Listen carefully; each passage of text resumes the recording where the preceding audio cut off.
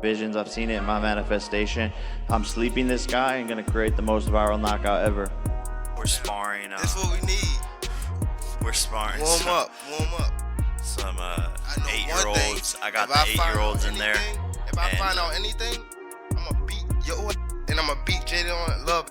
On my mama, I'm gonna beat both of y'all ass. But impact Tank's legacy if Jake Paul were like to beat him or even like knock him out? Dude, Tank's a 3-division world champion, 4-time 3-division world champion.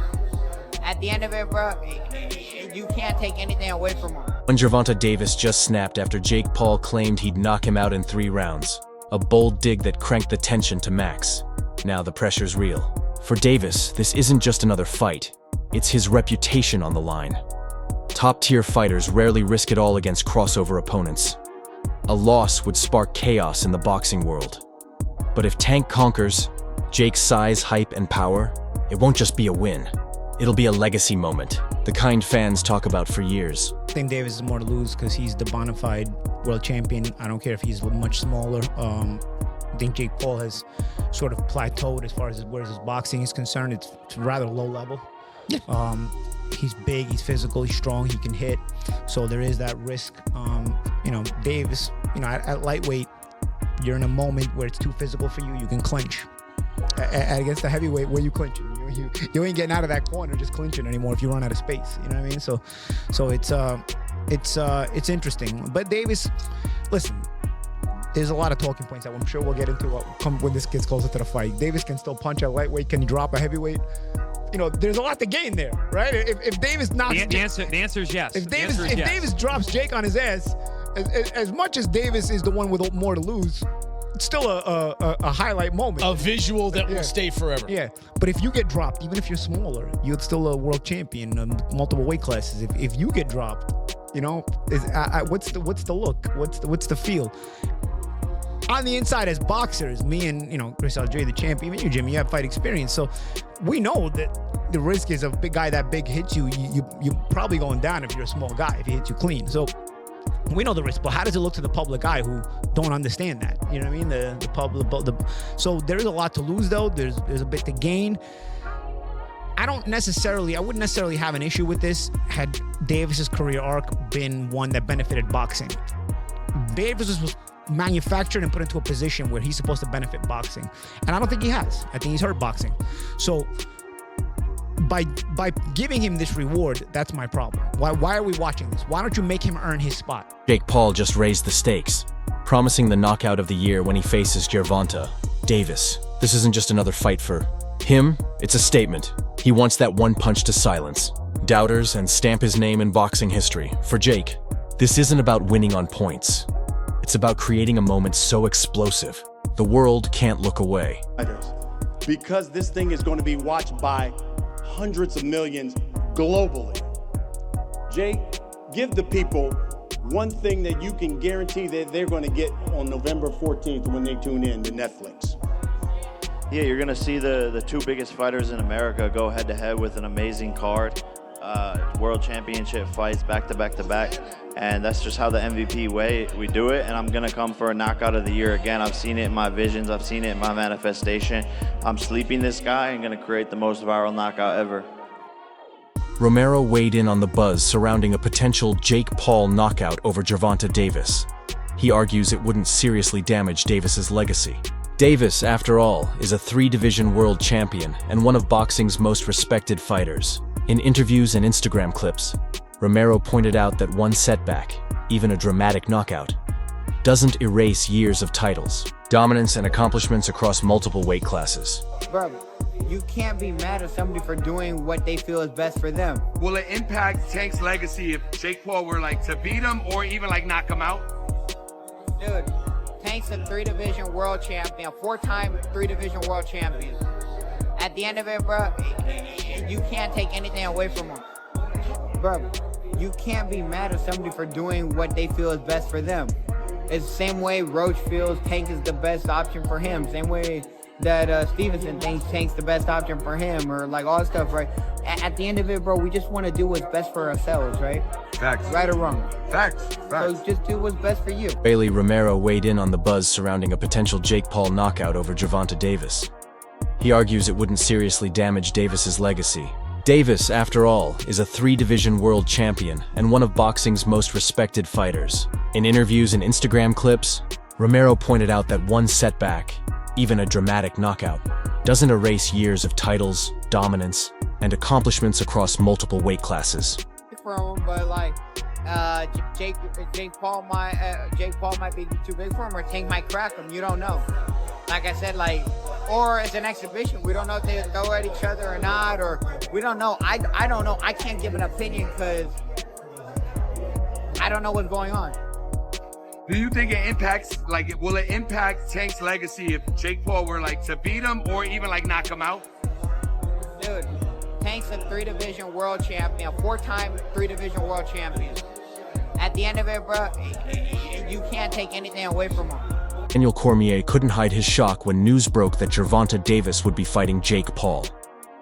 In a recent clip, DC called the matchup ridiculous, questioning why a world-class professional like Tank would even consider stepping into the ring with an influencer boxer. Cormier admitted he never expected someone of Davis's caliber to take this route, calling it one of the most surprising moves in recent boxing history. He also voiced concern about the obvious size and power differences, suggesting that this spectacle could risk overshadowing the respect and legacy Tank has built throughout his career. I swear to God, I was on a plane coming home from Las Vegas. When Luis told me Gervonta Davis is fighting Jake Paul, I said, get the bleep out of here. I said, you're a bleep liar. Jake Paul is fighting Gervonta Tank Davis. There's one problem. He fights at 135 pounds. Gervonta Davis is that much better than Jake Paul at boxing. But Gervonta Davis in his last fight weighed 133.8 pounds.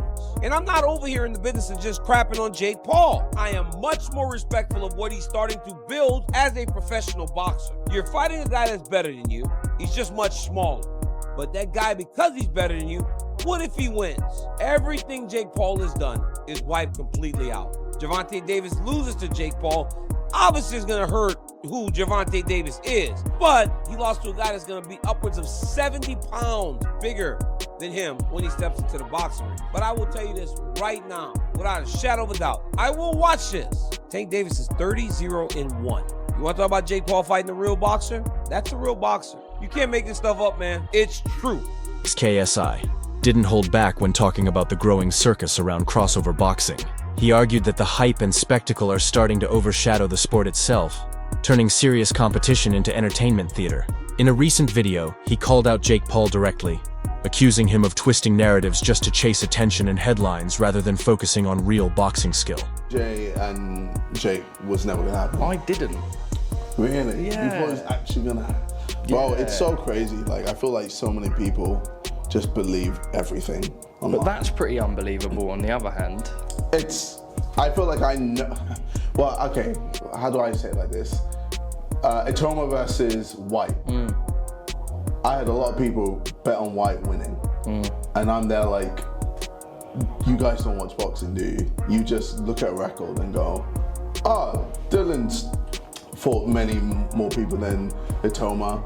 That record says a lot. Itoma's like 18, not 18, Itoma's 20, inexperienced, one run. Like, I just knew Itoma was gonna just destroy him.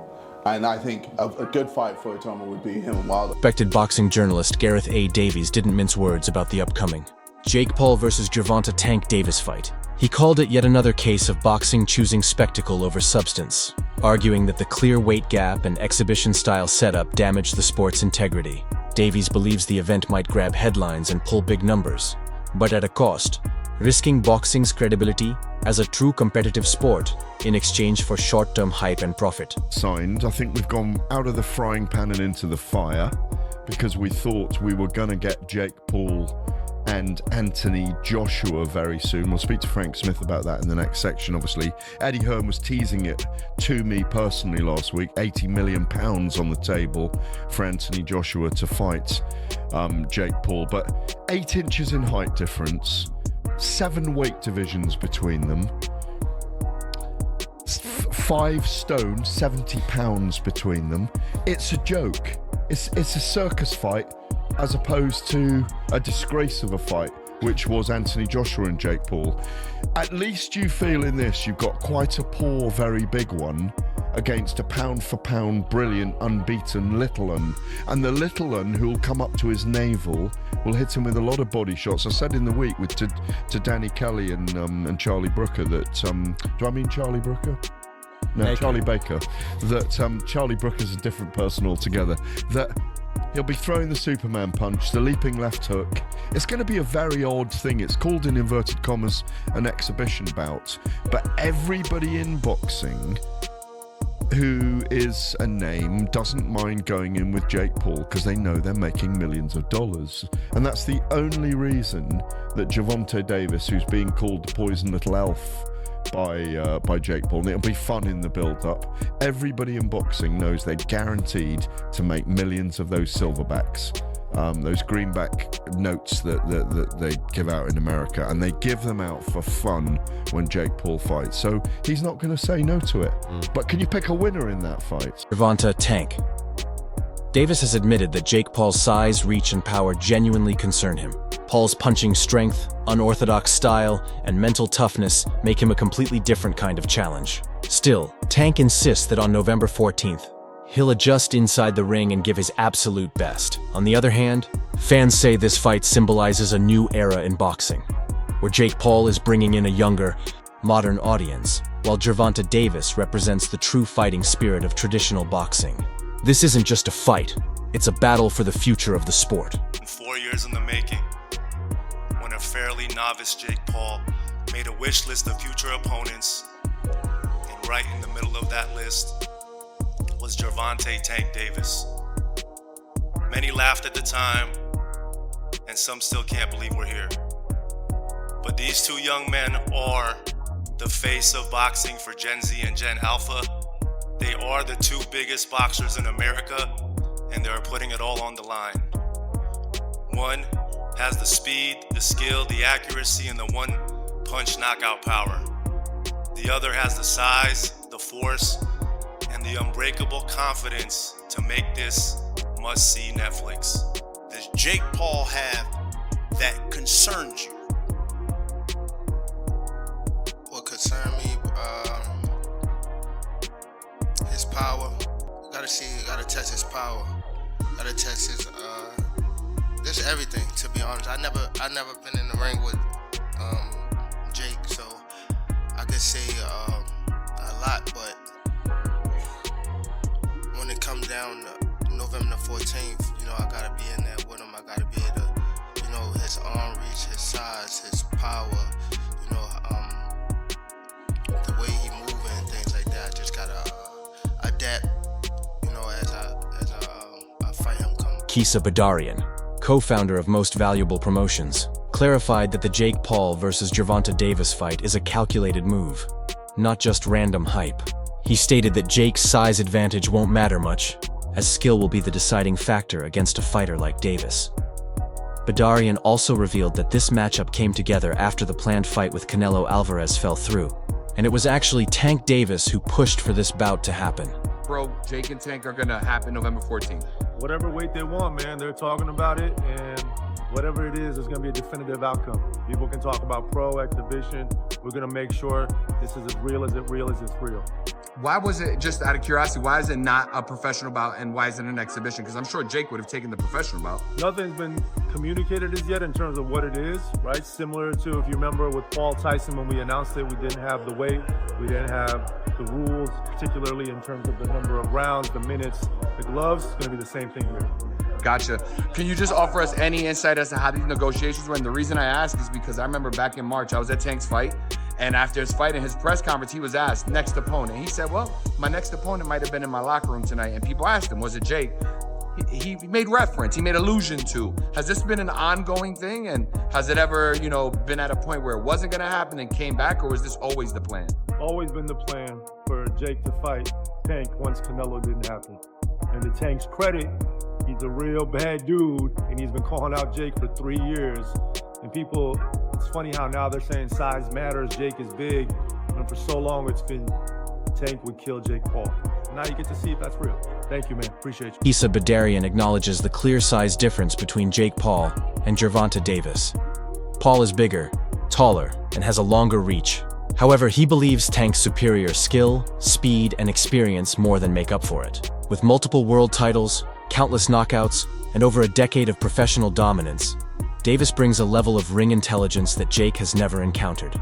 While critics claim Tank chose Paul for money rather than challenge, supporters argue that his undefeated record already speaks for his greatness, making this fight not an escape, but simply the next chapter in his evolving legacy. Davidson, no Keyshawn Davis, no Teofimo Lopez, no none of them dudes. You know what I'm talking about? We gotta think and look at Tank Davis's whole career. He done made some bread, but at the end of the day, all that bread that he made, when it's all said and done, he ain't gonna get no respect from his peers, because we gonna look down his resume and we gonna be like, he was trash, he was some trash, he was some trash, he was alright, but he was never like that. He was okay.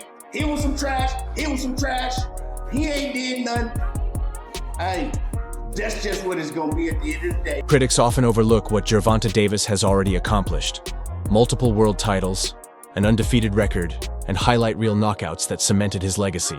Choosing a blockbuster matchup now doesn't diminish those achievements. It reflects the evolution of modern boxing, where business and competition go hand in hand.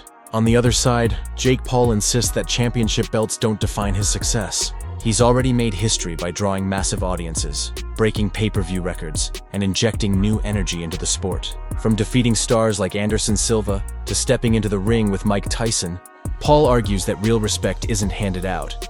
It's earned through hard work and bold challenges. They'll never give me credit until I have the world championship belt, but that's okay. It doesn't matter. You know, but belts collect dust, and what I've done in the sport is unprecedented. Never will be replicated, and done it in such a short amount of time, just getting warmed up. They're not going to give me credit, but I don't need the credit from these bozos, to be honest. The credit's in my bank account. Paul has already set his sights beyond Gervonta Davis, boldly naming Anthony Joshua as his next target. The announcement sent shockwaves through the boxing world. Some dismissed it as unrealistic, while others saw it as another example of Paul's relentless ambition. Given Joshua's heavyweight pedigree and significant size advantage, most experts question whether such a fight could ever be competitive.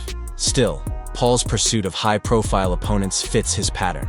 He's determined to keep pushing boundaries and prove he deserves a place among boxing's elite. Anyone, anytime, any place, against all odds. And I like my odds. First, I'm gonna kill David.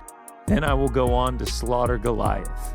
Okay, so you have to think that the last one, first I'm gonna kill David, referring to Gervonta Davis, and then he's gonna go on and slay Goliath, referring to Anthony Joshua. Yeah, and he's gonna go and fight a 140er, and then move up 135er, and then move up and fight a heavyweight. So the lowest he's been, I went through all the fights.